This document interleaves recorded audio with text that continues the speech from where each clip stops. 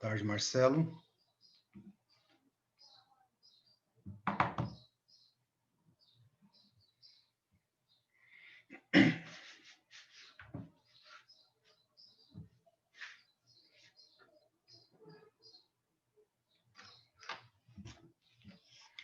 Marcelo, você está me ouvindo? Se você não conseguir falar, digita, pelo menos para me saber que você está me ouvindo perfeitamente para a gente começar.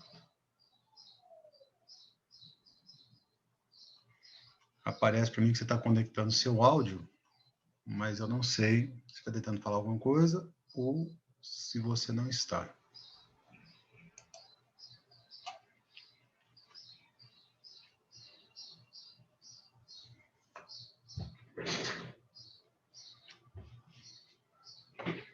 Boa tarde, Pamela. Bem-vinda.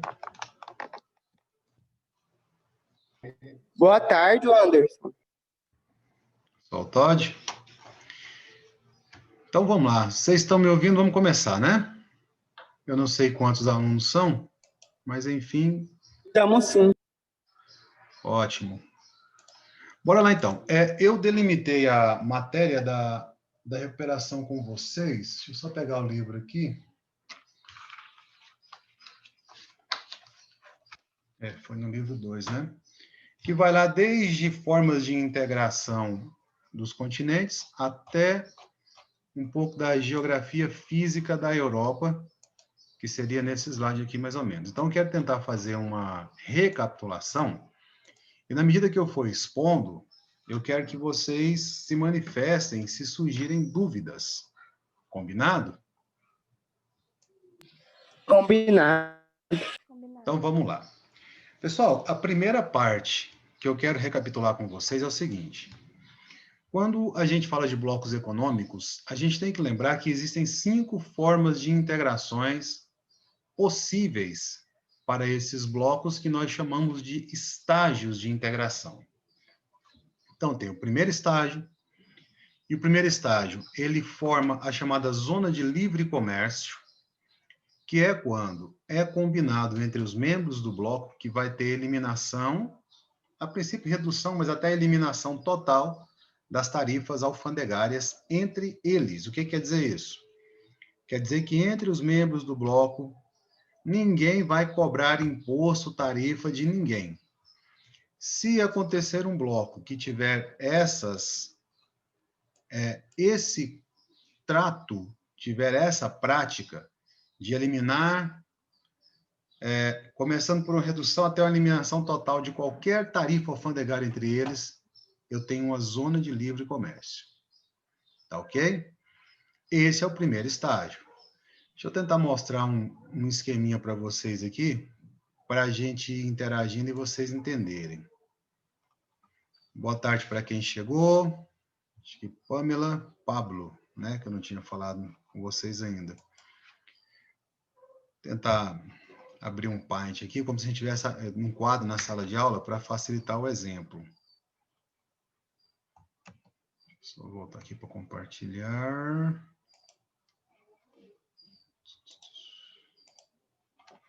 Tá aqui, ó. Na zona de livre comércio, imagina que eu tenho 3 países. Tem aqui o país A, o país B e o país C. Então, aqui está o país A, aqui está o B, aqui está o C. Todo mundo está vendo o exemplozinho que eu estou dando aí, né? Sim. Ok. Então, os caras combinam uma zona de livre comércio, que seria o primeiro estágio. Nesse estágio aqui, os caras falam o seguinte, olha, eu não cobro tarifa de produto que vem do seu país para o meu, nem do meu para o seu, nem você cobra de mim, nem eu cobro de você. Enfim, a mercadoria ela vai circular livremente entre todos os países sem imposto. É como se eu pegasse todos esses países e colocasse dentro de uma caixinha só e virasse um país só, no que se refere à cobrança de imposto. Isso é a zona de livre comércio. A segunda integração, desculpa, ela chama União Aduaneira.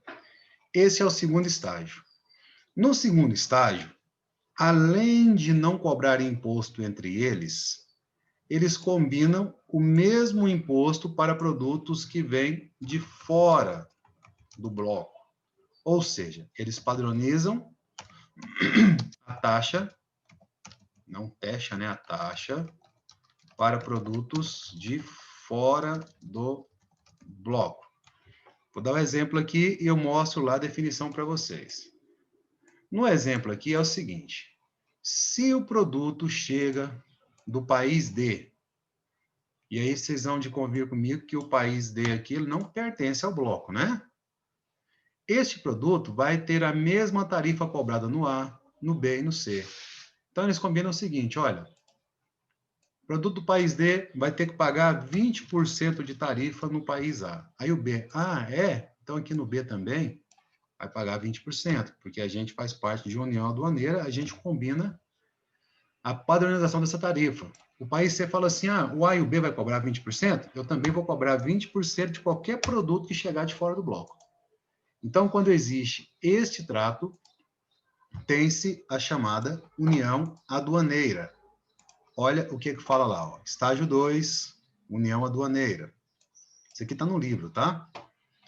Apresenta a abertura parcial ou total dos mercados dos países membros aos demais países do bloco. Estabelece-se uma política comercial, se apega aqui, ó, uma tarifa externa em comum para trocas com países ou blocos externos, ou seja, países de fora do bloco. Então, uma tarifa. Pode Então, falar. se um país quiser aumentar a tarifa, todos vão aumentar também? Eles vão ter que reunir e na reunião eles definem uma tarifa para todo mundo. Se for para aumentar, aumenta para todo mundo. Isso é uma união aduaneira. Mas assim, não é desvantagem não ficar aumentando em vez de abaixar? Ou acaba que é lucro para alguns? Sabe onde é que está a vantagem aqui? Olha só, vamos imaginar que estes países eles resolvam comprar arroz, por exemplo. Está na moda comprar arroz de fora agora, né? Só que aqui entre eles também existem pessoas que fabricam e vendem o arroz, que plantam, ensacam e vendem o arroz.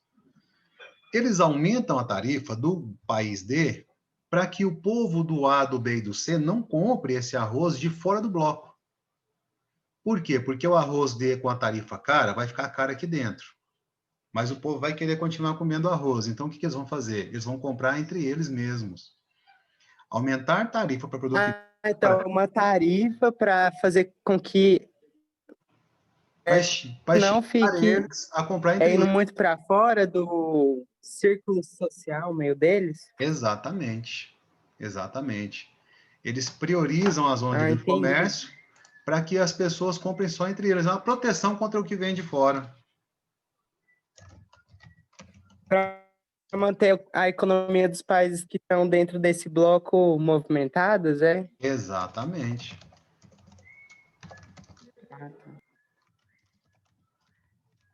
Deixa eu definir de cá também para ficar claro para vocês. Onde comércio reduz até a eliminação as tarifas alfandegárias entre os países membros. Isso está escrito lá naquela página também. Então, está entendido por que da união aduaneira, o que consolida ela? Consolida quando eles cobram a mesma tarifa para produto que vem de fora do bloco. Só que aí, galera, como esses países já praticam zona de livre comércio, ou seja, não cobram imposto entre eles, como eles já cobram o mesmo imposto para produto que vem de fora, dá para integrar mais ainda. E essa integração maior seria o estágio 3, o mercado comum. No mercado comum, você vai pensar assim, ó, livre circulação de tudo. Pessoas, serviços, capitais, bens, livre circulação de tudo. Acontece isso aqui, ó. Deixa eu voltar lá, mostrar o quadrinho para vocês. Quando os caras resolvem estabelecer o chamado mercado comum, deixa eu pôr aqui, mercado comum, O mercado comum estabelece-se com a livre circulação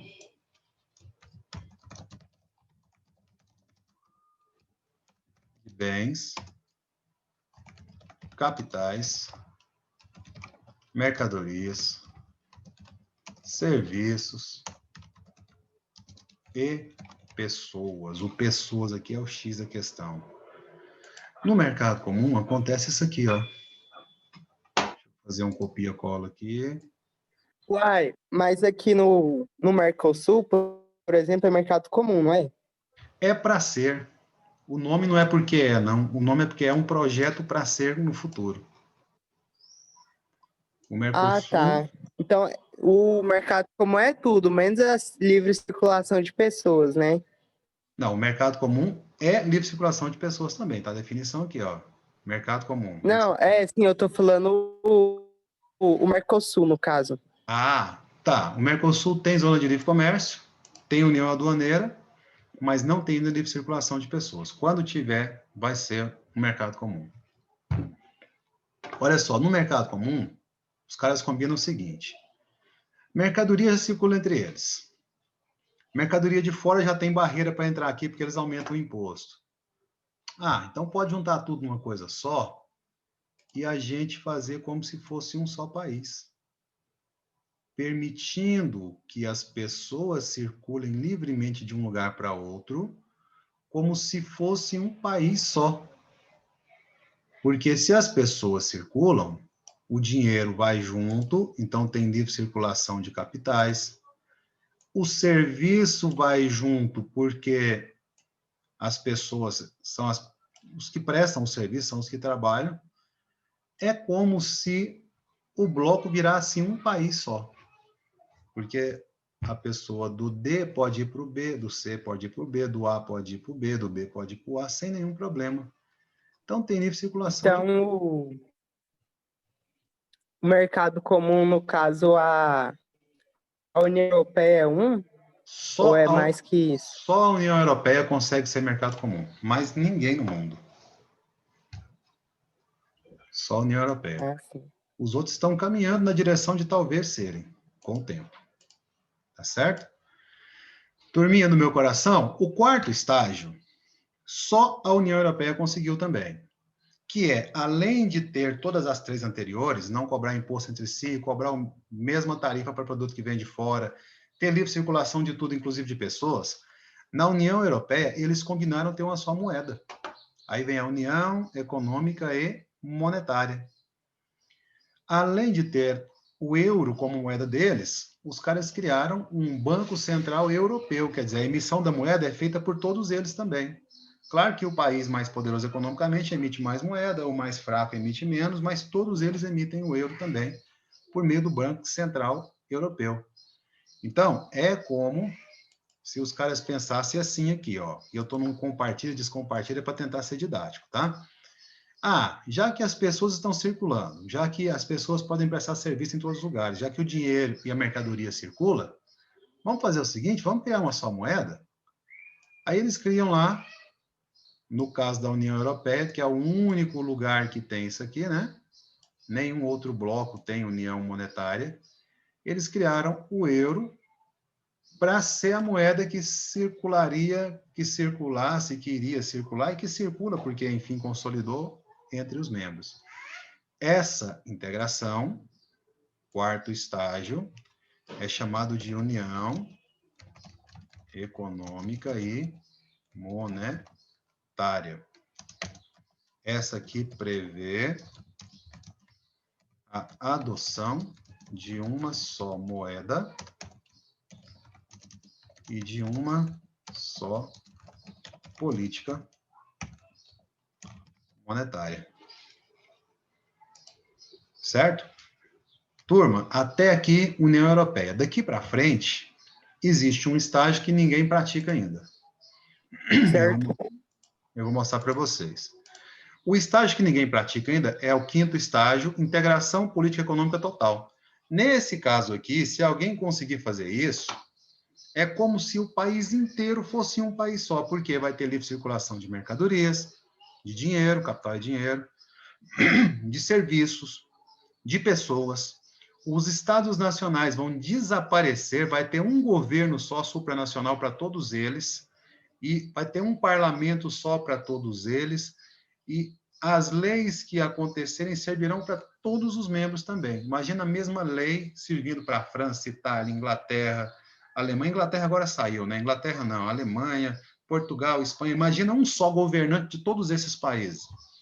Esse seria o estágio 5. Mas Você acha que tem chance disso não, acontecer na União Europeia? não acredito. Não acredito porque o europeu é um bicho orgulhoso, sabe? Porque se for um país só, vai ter que ter um idioma só também. Qual que vai ser o idioma? Aí o que fala inglês vai querer que seja o inglês. O alemão vai querer que seja o alemão. O francês. Não acredito, não. Tá? Então, 4 estágios que existem são esses, o 5º não existe, que é a unificação de tudo, de tudo. Estamos entendidos? Sim. Pois é, Pablo, é isso. Essa diversidade cultural vai acabar inviabilizando. Não acredito. Não acredito mesmo. Então tá bom, meu povo. Vamos então para o segundo tema nosso. E aí foca nisso aqui, ó. E eu coloquei bem resumidinho para facilitar a vida de vocês, que é a questão das características dos países desenvolvidos e dos países subdesenvolvidos. Passando rapidamente pelos países também chamados de países do norte ou países centrais, que são os desenvolvidos. População com elevado nível de vida, quer dizer, os serviços, saúde, educação, moradia, transporte, lazer são de ótima qualidade. Ainda agora saiu a matéria no jornal de que Genebra, na Suíça, vai pagar um salário mínimo equivalente a 25 mil reais por mês.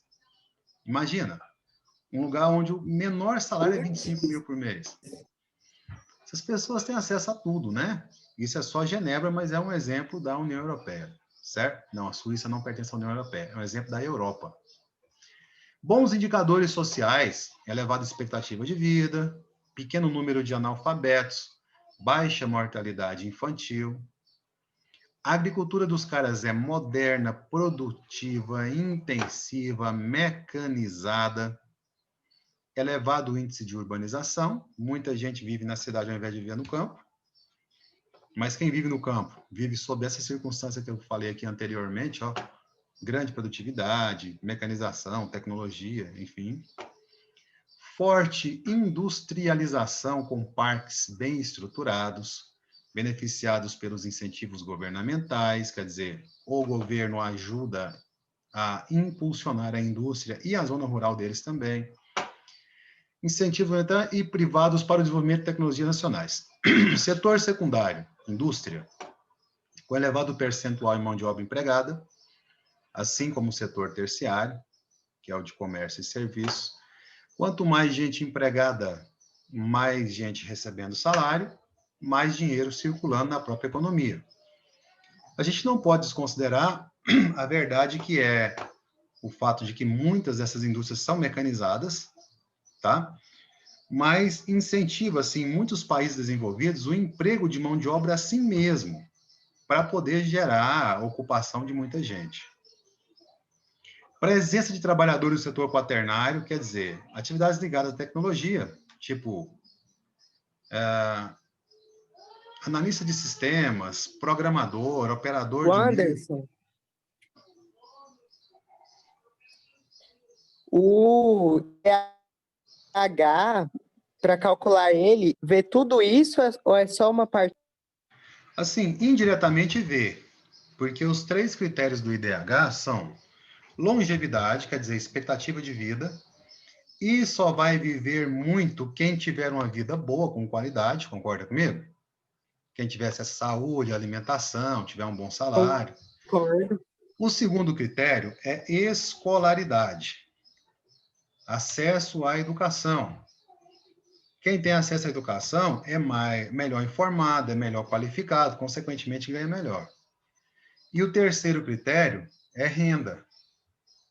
Renda por cabeça, o PIB per capita. Essa renda, se ela for boa, vai elevar o IDH. Só que se ela for boa, ela compra plano de saúde, ela compra habitação qualificada, ela compra alimentação balanceada, ela compra tudo que o dinheiro pode comprar. Então, assim, o IDH avalia, ainda que indiretamente, tudo isso que eu estou falando aqui. Certo? Então pode resumir tudo isso como um IDH elevado? Sim, sim, pode.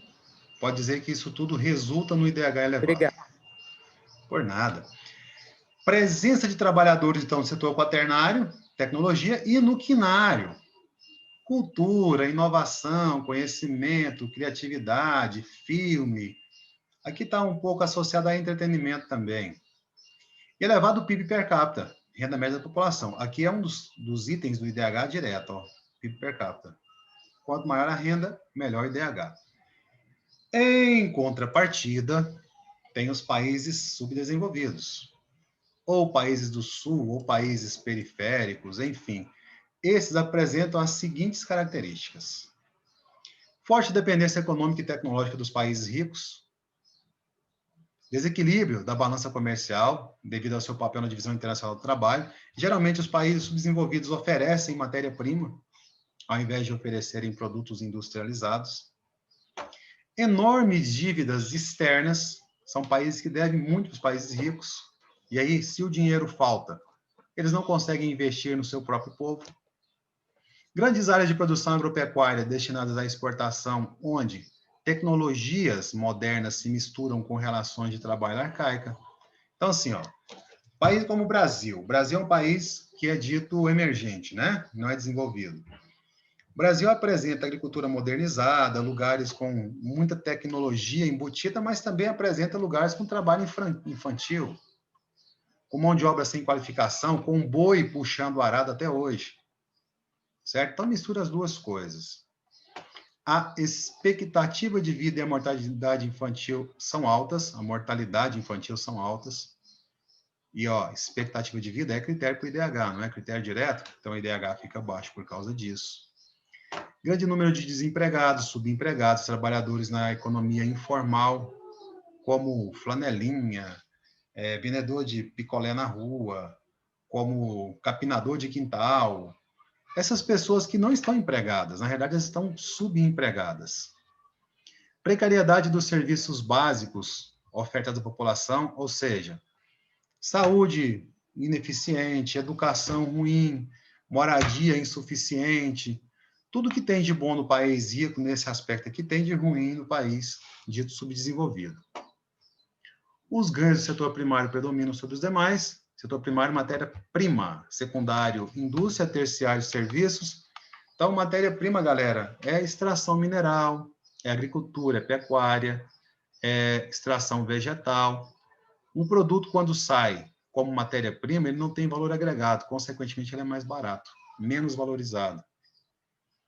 Concentração de mão de obra no terciário, no serviço, sem apresentar eficiência. Aí eu estou falando não de um terciário, médico, advogado, engenheiro. Eu estou falando de um terciário, alguém que faz serviço, manicure, pedicure, motorista, segurança, camelô, certo? Que são profissões que, em tese, ganham menos. E, por fim, setor quaternário e quinário pouco expressivos, ligados à tecnologia, à informática e ao entretenimento, pouco expressivo, porque geralmente o nego vai fazer aquilo que é suficiente para render alguma coisa para sobrevivência. Agora, por exemplo, quando você passa aí no sinaleiro da São Francisco, aí perto da escola, você vai ver lá uns malabaristas jogando bolinha para cima. Isso é setor quinário, porque é entretenimento, é arte. Só que aqueles caras lá ganhando moedinha o dia inteiro não vão ganhar bem, né? Concorda comigo? Vão ganhar muito mal. Aí você pega o setor quinário dos Estados Unidos, é o Steve Jobs. Setor quaternário, é o Bill Gates. Então, assim, tem as suas diferenças. Meus amores, na comparação entre os trabalhadores do setor quaternário e do setor quinário, alguma dúvida? Quinário, quaternário não, do país rico e país pobre. Alguma dúvida?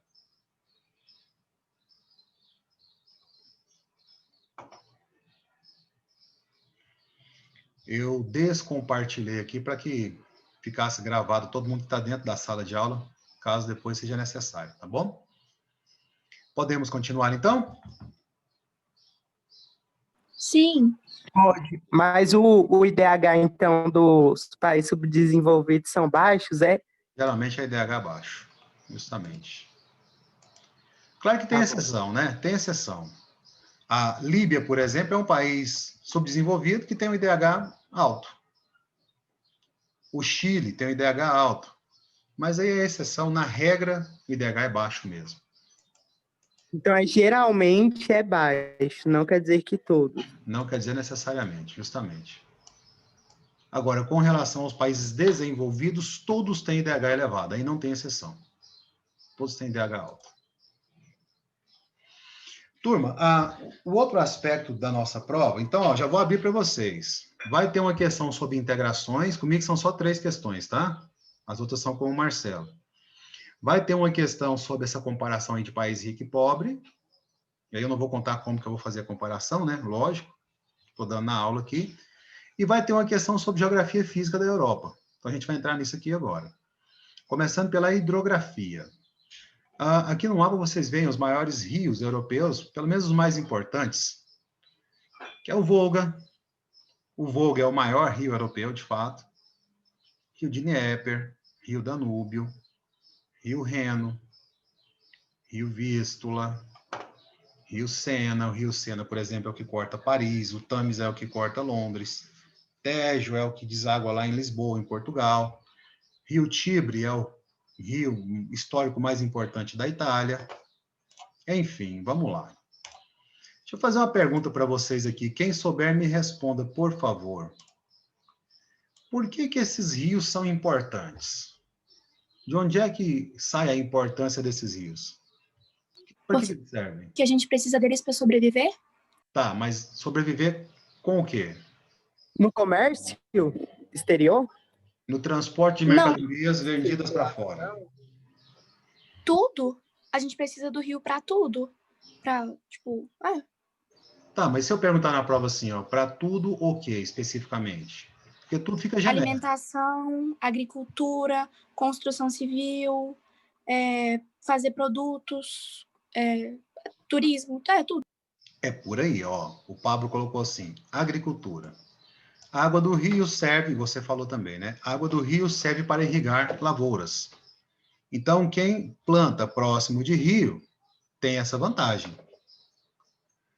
Exportação. Se o rio liga um país a outro, eu posso escoar o meu produto pelo rio. Aí eu vou falar transporte, no caso, navegação. O turismo é importante porque atrai pessoas para esses rios. Por exemplo, eu fiz questão de entrar numa embarcação no Rio Sena, em Paris, para poder dizer que eu andei no Sena. Aí é um negócio até muito interessante, sabe? Vai lá no pé da Torre Eiffel, passa debaixo daquelas pontezinhas, o pessoal fica lá em cima acenando. É uma fuleiragem, assim, interessante. Turismo, associado a Rio, Rio Sena. Pessoal, alimentação, além da irrigação na agricultura, rio serve para quê? Na alimentação.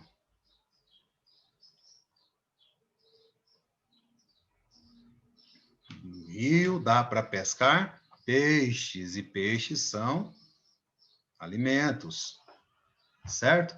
Então, ó, além de turismo, irrigação, alimentação, abastecimento, que as pessoas bebem água, se lavam com água, o rio ainda dá perspectiva de usinas hidrelétricas.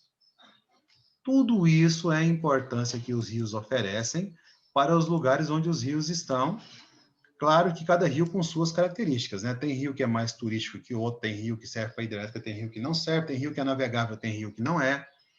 O Rio das Antas nosso aqui não é navegável, não serve para turismo, não serve para navegação, mas está lá, né? Tem rio que serve. E entre os rios europeus, os mais importantes são, começando aí com o Rio Reno. O Rio Reno é o mais importante da Europa, por quê? Porque ele passa em uma área muito industrializada, deságua no mar, e aí ele recebe todo o potencial industrial da Alemanha, por exemplo, para navegação. Daí o Rio Reno tem essa importância toda. Ele tem 1.233 quilômetros de extensão, está no mapa aí para vocês. Então, o rio Reno ele não pertence a um país. Ele passa por Suíça, Alemanha, Holanda. Tá aí o rio Reno. Ó. Pode ver que todo rio tem cara de rio mesmo. Se falar que tudo é um só, todo mundo acredita. Aí tem o rio Ruhr, que deságua no rio Reno. Aqui é só a Alemanha. Então, aqui é o rio Reno. Ó. O Ruhr vem aqui e deságua nele. O rio Ruhr é importante porque também transporta produtos, sobretudo energéticos, que são utilizados aqui ou mandados, vendidos para outros lugares, e em especial carvão mineral, tá? Esse carvão foi muito importante para gerar turbinas de usinas termoelétricas na Revolução Industrial, então ele vai ter importância associada a isso.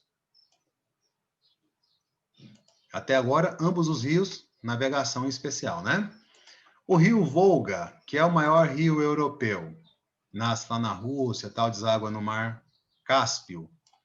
O rio Volga tem grande potencial hidrelétrico, além da navegação apareceu aqui potencial hidrelétrico, mas também serve como rio navegável. O problema do Volga é que ele congela uma parte do ano, aí não tem como navegar nele, mas ele também serve para navegação.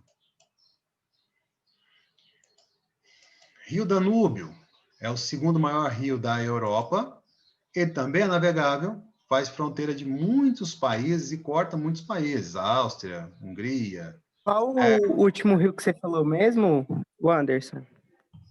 Deixa eu voltar para você ver, rio Volga.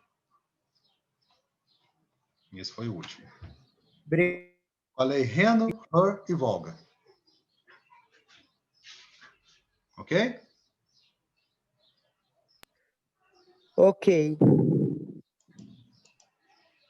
Então, o rio Danúbio é esse rio que passa em muitos países, também é navegável. Está aqui, ó, é navegável.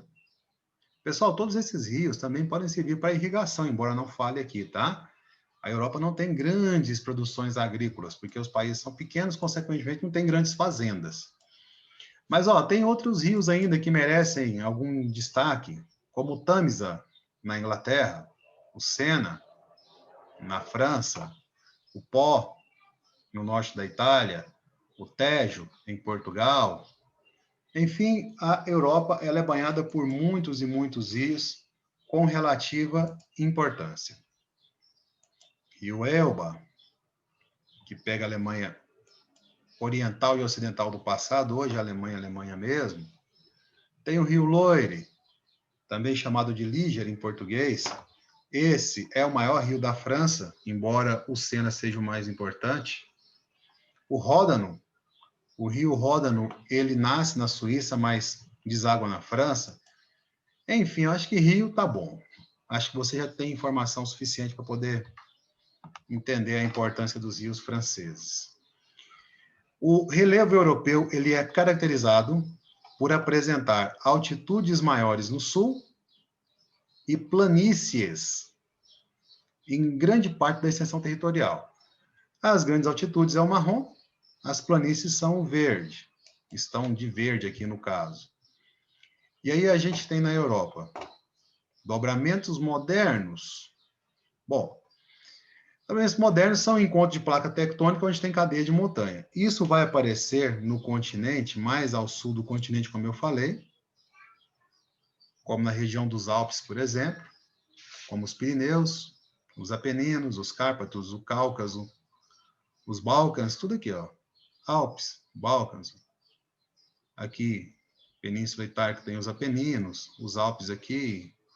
Enfim, são áreas com altitudes mais elevadas. Aqui tem um exemplo. Além de dobramento moderno, a Europa apresenta também áreas de planalto, que são essas alaranjadas e amareladas aqui. São altitudes mais medianas, 200, entre 200 e 400 metros do nível do mar, está na legenda. E tem as grandes planícies, que é para onde os rios convergem. Observa no mapa aí o tanto de rio cortando planície. Então é isso. Tá certo? Com relação a clima e vegetação, a Europa apresenta uma diversidade climática e as vegetações elas são meio compatíveis com os climas. Olha só. Azul claro, clima polar. Na região lá, vegetação, tundra. Mais ao sul, clima temperado, desculpa, o amarelo. Vegetação dessa região, ó. A princípio, florestas coníferas. Depois, floresta temperada. Lá no extremo sul, clima mediterrâneo. Vegetação mediterrânea, rosa aqui. Então, clima e vegetação aparecem meio que compatível, tá? Nono ano, presta atenção no que eu vou dizer agora, hein? No meu relógio aqui está marcando quase 40 minutos. Geralmente o Zoom derruba com 40 minutos. Só que no tempo regressivo aqui, na contagem, falta 5 minutos. Se a aula cair sem eu falar tchau e até aqui, a nossa prova vai até onde for a aula. Se cair sem que eu me despeça de vocês, tá bom? Se acontecer isso. Vai ser até a última coisa que eu falar para vocês. Continuando, então.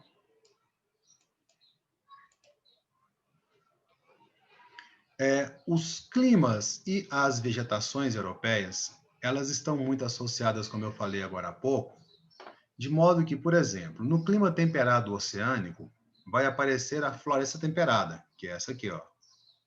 Que na época da primavera, do outono, do verão, ela não é congelada. O outono um pouquinho, mas na época do inverno é totalmente, como vocês estão vendo aí. E aí, galera, características. Lembra do climograma? Barra chuva, linha variação de temperatura. Neste caso aqui, chove o ano todo, só que a temperatura sobe no meio do ano e desce no começo e no final. Temperatura na casa de 5 graus, que na casa de 18, 19 graus. Esse é o clima temperado oceânico. Clima temperado continental vai aparecer aqui também floresta de conífera, com destaque para a taiga russa. E a taiga é a maior floresta do mundo, as taigas siberianas. O que vai diferenciar o clima temperado oceânico do continental? As temperaturas são mais extremas.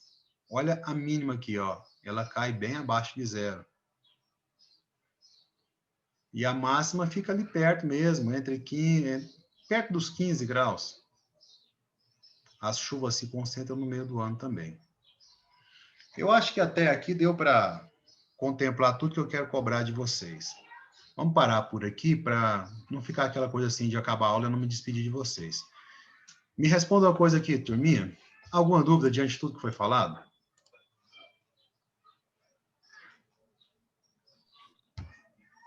Nenhuma, foi top a aula.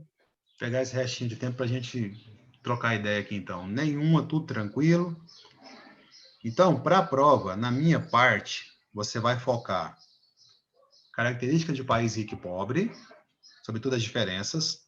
Você vai focar nas integrações dos blocos econômicos e no que eu falei até agora sobre a geografia física da Europa, sobre as características da geografia física da Europa. Aí pode ser relevo, pode ser hidrografia, como pode ser clima e vegetação, mas até onde eu falei só, limitado aqui a esses dois, temperado continental e oceânico. Show? Fechou. Quando é que é a aula de vocês do Marcelo? Deixa eu ver.